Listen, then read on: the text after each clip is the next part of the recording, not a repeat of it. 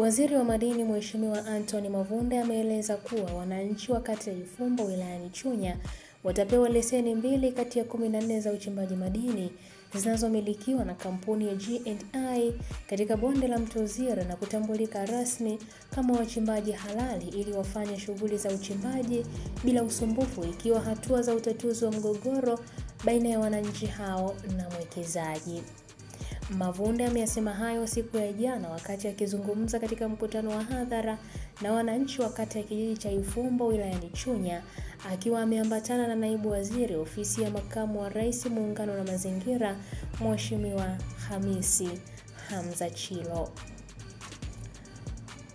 Sambamba na hayo, kampuni ya G&I ihakikishe kuwa mazingira yanarejeshwa kama yalivyokuwa awali kabla uchimbaji huo haujaanza, iweke mipaka ya leseni zao zinapoisha, uchimbaji wa eneo la Ifumbo uendelee kusimama mpaka utaratibu wa kimazingira utakapokamilika. Ameongeza kuwa kwa leseni zilizopo kijiji cha Lupa, mwekezaji anaweza kuendelea na uchimbaji kwa kuwa Baraza la Taifa la Usimamizi wa Mazingira NEMKI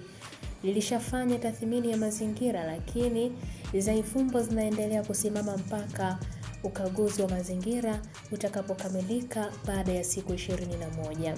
Kwa upande wake, naibu waziri ofisi ya makamu wa rais muungano na mazingira Mheshimiwa Hamisi Hamza Chilo ameelekeza kazi ya upandaji miti katika eneo hilo lifanywe haraka. Hii ni ABT Media.